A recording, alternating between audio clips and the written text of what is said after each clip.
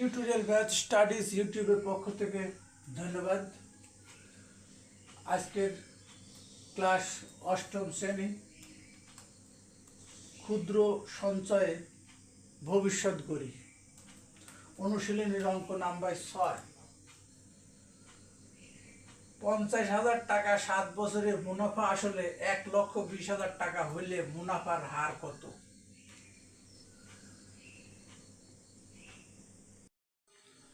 প্রদত্ত অঙ্ক থেকে আমরা যে তথ্য পাই সেখানে এখানে দেওয়া আছে আসল বা মূলধন 50,000 টাকা, সময় 7 বছর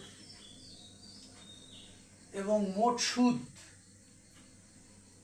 সুদ আসল 1,20,000 টাকার মধ্যে থেকে আসল 50,000 টাকা বাদ দিলে শুধু মুনাফা 70,000 টাকা।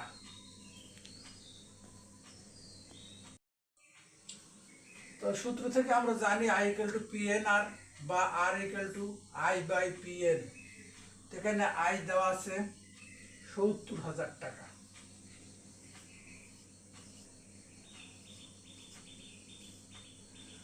এবং P দেওয়া আছে 50,000 টাকা।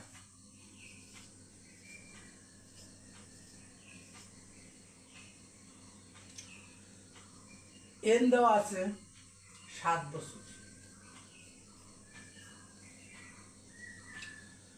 আমরা নিয়ম অনুসারে 4টে শূন্য উপরে নিচে কেটে দিলাম, আবার 7 কেটে দিলাম, থাকে 1/5। এটা আর যেহেতু পার্সেন্ট 100 দ্বারা যদি গুণন করি তাহলে এটা কেটে যায় 20।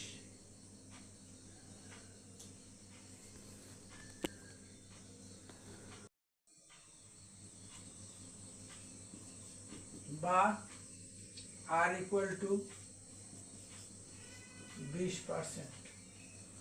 অর্থাৎ সুদের মুনাফার হার কত প্রশ্ন ছিল শেষে, উত্তর হলো 20%।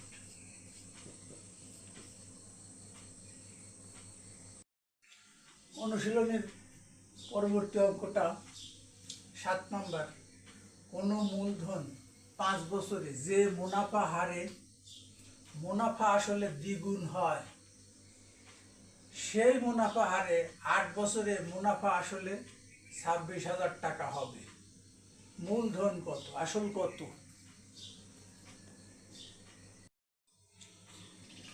সমাধান: মনে করি আসল P টাকা এবং মুনাফার হার R। যেহেতু 5 বছরে মুনাফা আসলে দ্বিগুণ হয়, সুতরাং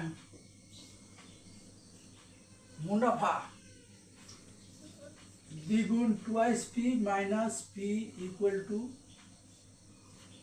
P। অর্থাৎ 5 বছর পরে মোট সুদ হবে P টাকা।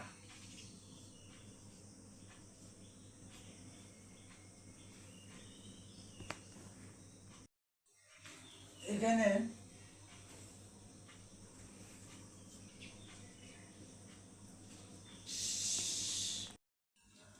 আমরা জানি I = PNR বা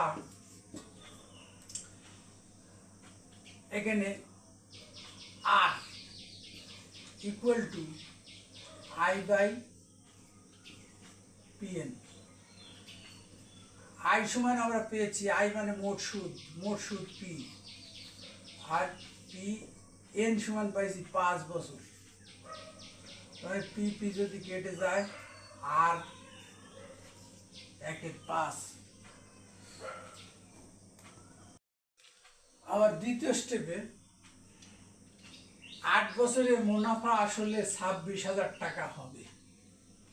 যেহেতু মুনাফা আসল সমান আসল যোগ মুনাফা, তাহলে আসল P টাকা আর মুনাফা হচ্ছে PNR।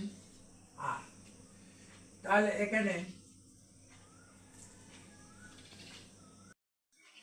আমরা মুনাফা আসলকে এ দ্বারা চিহ্নিত করি। তাহলে দাঁড়ায় কেমন, এ সমান সমান এখানে পি যদি কমন নেই তাহলে 1 প্লাস এন আর। আমাদের এখানে পি এর মানটা বের করতে হবে, সুতরাং এখান থেকেই পাই P equal to A by 1 plus N R. এবার এই সমীকরণে যদি মানগুলি বসাই তাহলে পি এ সমান আমরা তো পেয়েছি 26,000,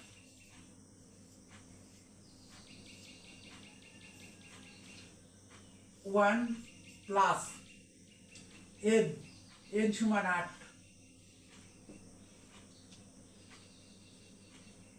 আর এর মান 1 বাই 5। সুতরাং এটাকে যদি আমরা ক্যালকুলেশন করি তাহলে পি ইকুয়াল টু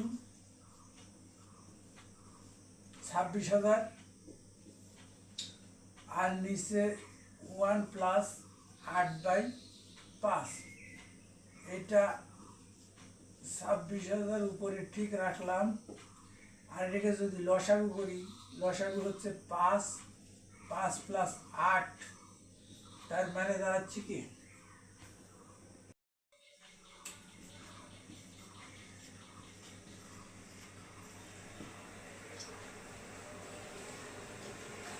8 + 13/5। তাহলে এইটা 5 যা উপরে গুণন হচ্ছে 26,000, আর এখানে 5 উপরে গুণন হচ্ছে 13 নিচে থাকতেছে, এর যদি কেটে দেয় 13 দুগুণী 26, অর্থাৎ এটা হচ্ছে 2,000।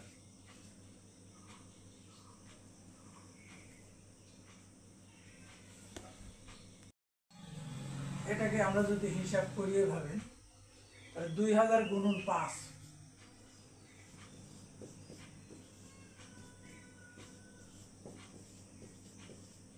এই 10,000 টাকা। আমাদের প্রশ্ন ছিল আসল কত, আসল ছিল 10,000 টাকা, এটাই উত্তর।